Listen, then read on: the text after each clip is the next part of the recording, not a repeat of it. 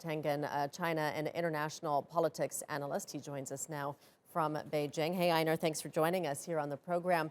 A number of local leaders in China have been sacked over their handling of the coronavirus, including now the Hubei Provincial Communist Party boss and the Provincial Capital Party chief. This comes after a lot of public criticism. Why is Beijing choosing to do this now? What's their motivation here?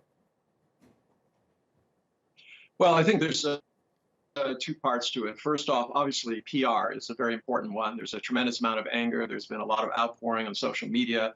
They haven't been satisfied. Now, remember, these weren't the individuals who are making the decisions. There was a couple of health officials who were dismissed a couple days ago. But these are the captains of the ship. And Beijing has decided to send in the A team. These are one from Shanghai, one from Beijing. Both are very much trusted with large-scale outbreaks and initiatives like this.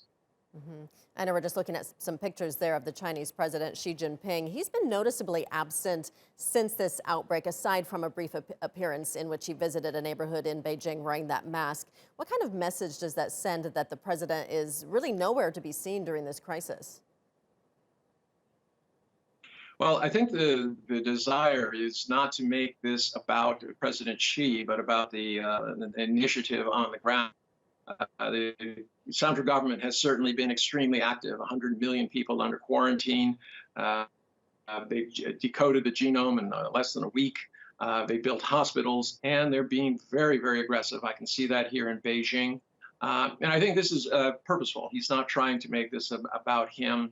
It's really about the situation and getting the right leadership and the right actions in place.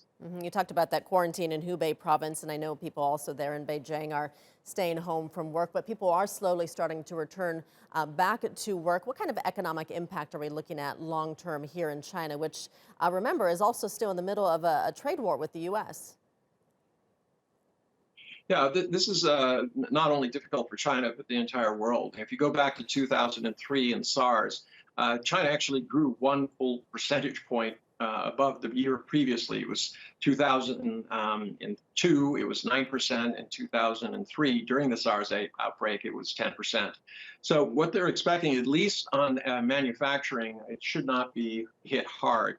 Any kind of orders that are not filled during this period will probably be picked up at the end of the year. But consumption is a different matter. China is 4 times the size of the economy it was previously. And this consumption is now more than 50%. So I'm not going to buy, 2 sandwiches tomorrow because I didn't eat one today.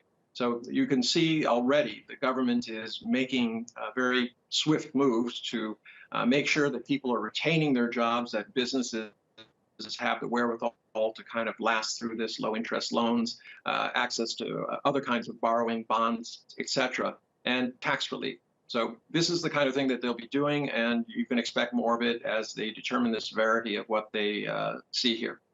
All right, we'll leave it there. Einar Tangen live in Beijing. Thank you.